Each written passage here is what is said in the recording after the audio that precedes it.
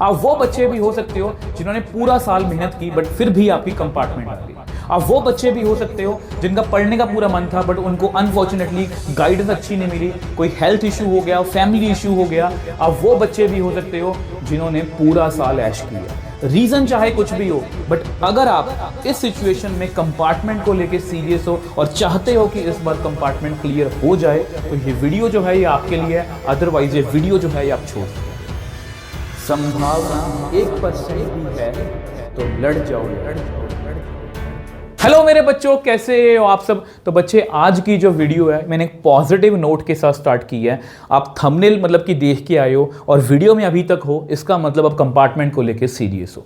बच्चे यहाँ मैंने लिखा है संभावना 1% भी है ना तो लड़ जाओ यार। मतलब इसका यही है, अगर 1% भी लग रहा है ना कि मैं इस साल क्लियर कर सकता हूँ, इसी चांस में क्लियर, फर्स्ट चांस में ही अपनी कंपार्टमेंट जो है वो क्लियर कर सकता हूँ, तो आपको उसका चांस जो है वो लेना चाहिए। सिर्फ हाथ पे हाथ धर के बैठने से कुछ नहीं होगा। अल्टीमेटली ये कंपार्टमेंट जो है ये आपका वो बोझ बन जाएगी और पूरा साल लटकती रहेगी आपके साथ। तो इसलिए मैं यही चाहता हूं कि पहली बार में ही हमारी कंपार्टमेंट जो है वो क्लियर हो जाए। इसलिए ये वीडियो जो सिर्फ उन बच्चों के लिए जो कंपार्टमेंट को लेकर सीरियस हैं। और देखो यहाँ पर ना जो मेन जो मैंने देखा, मैंने अपने नॉलेज में लोग देखा है, बच्चों को ये दिक्कत आती है कि सर कहाँ से स्टार्ट करूँ और कैसे करूँ। बहुत दिक्कत होती है क्योंकि पूरा साल गाइडेंस नहीं मिली।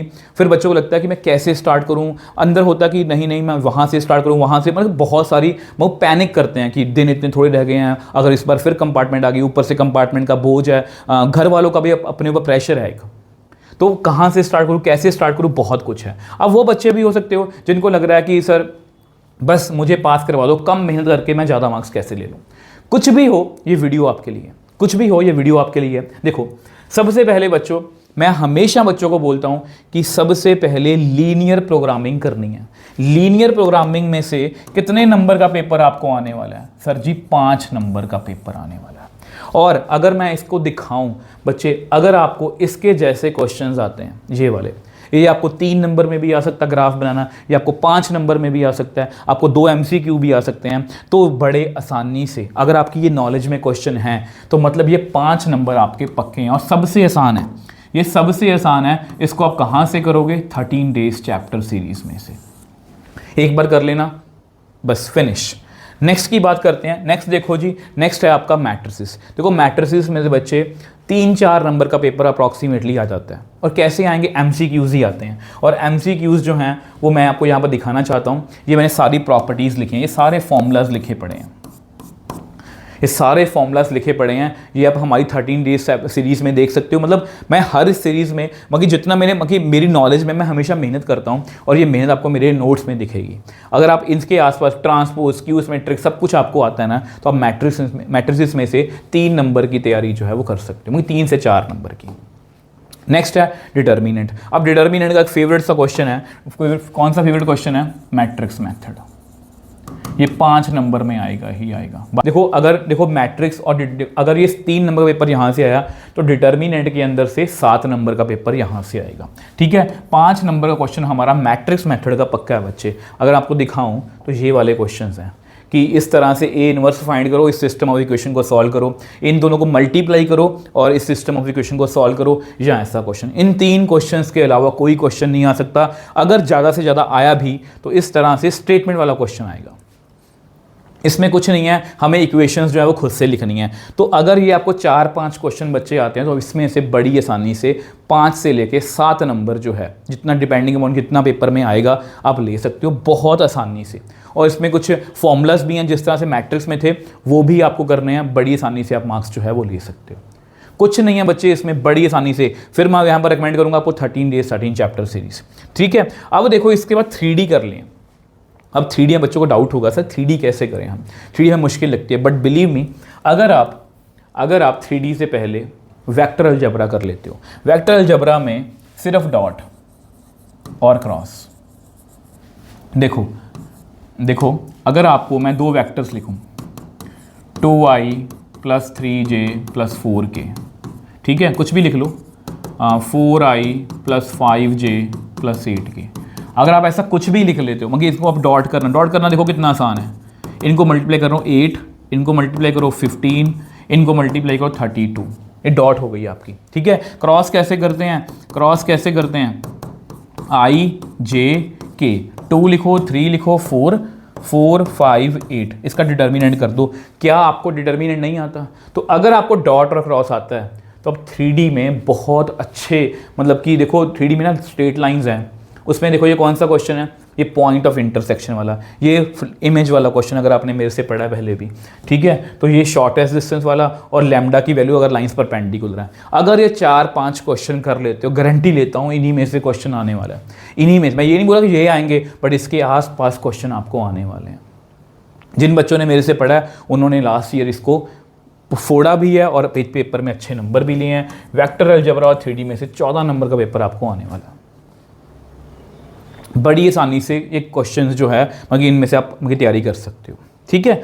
अब देखो नेक्स्ट बच्चे कंटिन्यूटी एंड डिफरेंशिएबिलिटी। अब मैं ये देखो अभी तक अगर आप देखो देखो पहले मगर देखा जाए तो LPB में से 5, यहाँ 3 8 8 7 15 15 और 14 29 नंबर की मगर पास होने वाला नंबर तो मगर तैयारी तो हम कर भी चुके हैं और बहुत थोड़ी सी मेहनत से। मतलब ये 5 चैप्टर जो हैं, ये 5 चैप्टर आप 5 दिन में 4 दिन में आराम से कर सकते हो, डिपेंडिंग अपॉन हम कितना सीरियस हो कंपार्टमेंट को लेके। अब मुझे पता है बहुत से बच्चों को लगेगा सर हमें कंटिन्यूटी नहीं आती, चलो क्रॉस मार दो इस पर, बट आपको डेरिवेटिव तो आता है ना, डेरिवेटिव तो आप कर सकते हो ना। डेरिवेटिव हम बड़ी आसानी से कर सकते हैं। इसमें से एक तो होता है ऐसे वाले क्वेश्चंस, इस तरह के क्वेश्चंस, ठीक है। इसमें ऐसे क्वेश्चंस भी हैं, sine x plus cos y is equal to pi, इस तरह के क्वेश्चंस भी हैं। इसमें ऐसे क्वेश्चन भी हैं कि x log x का derivative with respect to sine x, इस तरह के क्वेश्चंस भी हैं। इसमें डबल डेरिवेटिव के क्वेश्चंस भी हैं। और इसमें मैंने आपको एक रूल करवाया था, पावर फंक्शन एंगल 1/1, और अगर जिसको भी ये गोल्डन रूल आता है उसको ये डेरिवेटिव सारा आता है। तो इसमें से अप्रॉक्सीमेटली 5 6 7 कितने नंबर का पेपर आप कर सकते हो अगर आपको कंटिन्यूटी नहीं भी आती तो। मतलब कंटिन्यूटी के बिना भी डेरिवेटिव में से हम 5 से 7 नंबर निकाल सकते हैं, ठीक है। आगे चलते हैं, आगे रिलेशन फंक्शन आ गया। देखो अभी रिलेशन फंक्शन अभी आया नहीं था। रिलेशन फंक्शन में से क्या करना है सर जी, 1/1 कर लो और एक कर लो जी अपना इक्विवेलेंस वाला, ठीक है, इक्विवेलेंस वाला। तो इसमें से अब 4 से 5 नंबर बड़ी आसानी से ले जाओगे। या तो आपको डायरेक्टली 5 नंबर का क्वेश्चन आ जाएगा, या आपको 1 नंबर में, 2 नंबर में, 3 नंबर में कुछ ना कुछ पूछ लेंगे इनमें से ही। तो ये 2 क्वेश्चन आपकी नॉलेज में अगर हैं तो आप रिलेशन फंक्शन में से भी कितने नंबर खींच सकते हो, 5 नंबर। 10 नंबर या 12 नंबर हमारे और हो गए। 29 नंबर हम पहले कर चुके थे, 10 या 12 नंबर हमारे और हो गए। आगे आओ, आगे एप्लीकेशन। अब बच्चे बोलेंगे सर हमें इंटीग्रेशन तो आती नहीं, एप्लीकेशन ऑफ इंटीग्रेशन कैसे करें। तो मैं हर वीडियो में ये बोल रहा हूँ बच्चे, हर वीडियो में अगर आपको ये इंटीग्रेशन को आता है करना, x³ 3, इसको आप लिखोगे 1/3 4 का क्यूब माइनस 3 का क्यूब। अगर आपको ये करना आता है और अगर आपको ये वाला फॉर्मूला आता है x/2 a² minus x² under root plus a²/2 sine inverse x/a plus c। अगर आपको ये दोनों चीज़ें आती हैं तो कॉन्ग्रेचुलेशन, आप यहाँ पर 5 या 6 नंबर की क्वेश्चन जो है वो निकाल सकते हो। और मैं आपको दिखाता हूँ क्वेश्चन इसके, ये 4 या 5 क्वेश्चन अगर आपको आते हैं। देखो ध्यान से देखो, ये जो है ये पैराबोला और लाइन का क्वेश्चन है, ठीक है। ये ट्रायंगल्स वाला क्वेश्चन है। ये है जी लाइन और सर्कल का क्वेश्चन। ये है जी आपका लाइन का क्वेश्चन ही है। और ये है जी आपका कॉस वाला क्वेश्चन। अगर आपको इसके आसपास सारे क्वेश्चन आते हैं और बहुत आसानी से हम कर सकते हैं, फिर रिकमेंड करूँगा 13 डेज सीरीज़ देख लो एक बार, आपको क्लियर हो जाएगा, ठीक है। अगर आप एक चैप्टर पर भी एक दिन भी लगाओगे ना तो भी आप बड़ी आसानी से इसमें से 5-6 नंबर की तैयारी कर लोगे। आगे चलते हैं, आगे जितना पुश करना, देखो आपकी मर्जी है, आपको जहां तक आपकी कैपेसिटी है ना करो। मेरा मोटिव है बीइंग अ टीचर आपको बताना, इसलिए इस वीडियो का नाम मास्टर स्ट्रोक। आपको जहां पर लगता है आप स्टॉप हो जाओ। अगर आपको लगता है, देखो आपकी अपने अपने पर्सनल चीज़ें हो सकती हैं। अगर आप LPP कर सकते हो ना, ये इजी चैप्टर है, ये तो आपको करना ही करना है, ये भी आपको करना है, ये भी आपको करना है और ये भी आपको करना है। 29 नंबर आपकी तैयारी यहाँ पर है। अब इसके बाद मैं आपको कहूँगा कि थोड़ा पुश कर लेना, डेरिवेटिव क्यों नहीं आता आपको, ये भी कर लेना। रिलेशन फंक्शन कर लेना। ये तो आपको करके ही, ये मतलब हर बच्चे के लिए ज़रूरी है, क्योंकि यहाँ तक आप जो है वो अराउंड 40 मार्क्स की तैयारी कर चुके हो, ठीक है। और अगर हम थोड़ा सा अपने आप को पुश कर लें तो ये भी हम निकाल सकते हैं, और इसके बाद अगर हम थोड़ा सा और पुश करें तो मैं हमेशा बोलता हूँ क्या 7.4, 7.5, 7.6 प्लस माइंड मैप। बस अगर आपको ये आता है, और मैं गारंटी के साथ कह सकता हूँ कि इसमें से पार्शियल फ्रैक्शन का क्वेश्चन आपको आने वाला है, और पार्शियल फ्रैक्शन आई थिंक 7.5 में है, या आपको आईलेट वाला। और अगर आप ये सिर्फ ये कर ले जो डेफिनेट इंटीग्रेशन के बच्चों को मुश्किल लगती है, छोड़ देना, 5 या 6 नंबर आराम से मिल जाएंगे, ठीक है। और अगर आपको इंटीग्रेशन भी आता है तो आप डिफरेंशियल इक्वेशन डेफिनेटली कर सकते हो। अगर नहीं भी आता तो भी आप ऑर्डर और डिग्री का 1 नंबर का क्वेश्चन तो निकाल ही लोगे ना। और अगर आप थोड़ा सा इंटीग्रेशन को पुश कर लो, थोड़ी बहुत बेसिक इंटीग्रेशन सीख लो, तो आप यहाँ से इंटीग्रेटिंग फैक्टर वाला क्वेश्चन और होमोजीनियस वाला बड़े आराम से कर सकते हो। मतलब 5 नंबर, अप्रॉक्सीमेटली 5 नंबर आप मान के चलो यहाँ से आप ले सकते हो। सब कुछ पुश करने की बात है, सब कुछ आपके ऊपर डिपेंड करता है। मैं आपको बता सकता हूँ, गाइड कर सकता हूँ। नेक्स्ट है जी एप्लीकेशन ऑफ डेरिवेटिव। अब मुझे पता है कि ये बच्चों को मुश्किल लगता है, बिलीव मी। इसमें से आप ये टॉपिक करना, रेट ऑफ चेंज, बहुत आसान है बच्चे, बहुत आसान है। अगर आप मेरे माइंड मैप से करोगे आपको बहुत आसान लगेगा। और एक इंक्रीजिंग डिक्रीजिंग, मान लिया आपको मैक्सिमम मुश्किल लग रहा है, बट ये 2 टॉपिक करके चले जाना। इन दोनों टॉपिक में से भी आपको 6 से 7 नंबर का पेपर आसानी से मिल जाना। और पिछली बार तो एक बार केस स्टडी भी आई थी रेट ऑफ चेंज में से। थोड़ा सा बेसिक डेरिवेटिव आपको आता है, एप्लीकेशन ऑफ डेरिवेटिव कुछ मुश्किल नहीं है। आगे आओ, प्रोबेबिलिटी, ठीक है, और इनवर्स ट्रिग्नोमेट्री। अब देखो इनवर्स ट्रिग्नोमेट्री में से आपको 2 या 3 नंबर का पेपर आएगा। ये फॉर्मूला बेस्ड क्वेश्चंस ही होते हैं, और मेरा ये दिल कहता है कि इसमें से कभी भी कोई क्वेश्चन, कभी भी आज तक इतना कोई मुश्किल नहीं आया। बहुत आसानी से फॉर्मूला बेस्ड क्वेश्चन हैं। प्रोबेबिलिटी के अंदर मैं आपको हमेशा ये बात बोलता हूँ कि Bayes theorem, theorem of total probability, ये ठीक है, और इसके साथ साथ आपका है प्रोबेबिलिटी डिस्ट्रीब्यूशन, ठीक है। अगर आपको ये 3 टॉपिक आते हैं, वैसे इसमें कंडीशनल प्रोबेबिलिटी भी है, वैसे इसमें इंडिपेंडेंट डिपेंडेंट इवेंट्स भी हैं। अगर आप ये कर लेते हो, देखो इन तीनों चीज़ों को ना मैंने इन दोनों चीज़ों को ना मैंने एक ही एग्जांपल से समझाया। Independent event, dependent event, with replacement, without replacement. एक बार मेरी वीडियो देखना, आपको सब कुछ अच्छे से क्लियर हो जाएगा। कितने नंबर का पेपर आएगा इसमें से? 8 नंबर। और इसमें से केस स्टडी 100% है। इसमें से 3 number, 2 number, 1 number, MCQ, regional session, कुछ भी पॉसिबल है।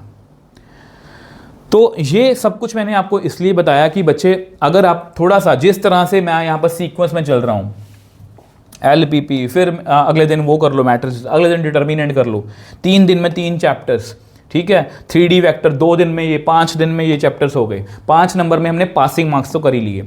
उसके बाद 1 दिन लगा के हम ये चैप्टर कर सकते हैं, 6 दिन हो गए। 1 दिन लगा के रिलेशन फंक्शन कर सकते हैं, 7 दिन हो गए। 1 दिन लगा के ये कर सकते हैं, 8 दिन हो गए, ठीक है। ये 9वें दिन हम इंटीग्रेशन, चलो जितनी भी थोड़ी बहुत मैंने बताई वो कर लेना। 10वें दिन ये वाला, 11वें दिन एप्लीकेशन ऑफ डेरिवेटिव के ये 2 टॉपिक, ठीक है। 12 और 13, मतलब 13 दिन में हम 13 चैप्टर्स खत्म कर सकते हैं। और अगर आप जिस तरह से मैंने बताया वही पढ़ना, ज़्यादा कुछ नहीं करना। जैसे इंटीग्रेशन सारी करनी मत जाना, 3 एक्सरसाइज कर लेना। अगर आप ये कर लेते हो, उसके बाद जितना कहो उतना मटेरियल मेरे पास है। क्या आप 100 NCERT के इंपॉर्टेंट क्वेश्चंस करना चाहते हो? वो वीडियो हमारे चैनल पर मिल जाएगी। क्या आप NCERT के एग्जाम्पलर के 77 मोस्ट इंपॉर्टेंट क्वेश्चन करना चाहते हो? वो आपको मिल जाएगी। क्या आप 150 MCQ अलग से करना चाहते हो? वो आपको मिल जाएंगे। क्या आप 39 केस स्टडी से करना चाहते हो अलग से? वो आपको मिल जाएंगी। आप सिर्फ नाम बोलो, आपको सब कुछ मिलेगा फ्री ऑफ कॉस्ट।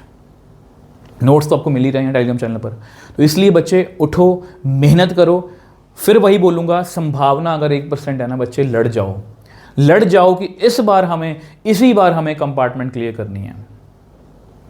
मैं बार बार बोल रहा हूँ आपको कि हमें कंपार्टमेंट को अपने साथ नहीं रखना। हमें इसको, ये जो हमारे ऊपर एक धब्बा लगा है, इसको हमें धो डालना है। हमें कंपार्टमेंट को साथ में लेके नहीं जाना। इस 2025 में ही हमें कंपार्टमेंट को जो है वो क्लियर करना है। आई होप मेरी बातों को समझोगे। तो इसी तरह से मिलते हैं नेक्स्ट वीडियो में। आप सब जो है वो कंपार्टमेंट क्लियर करने वाले हो।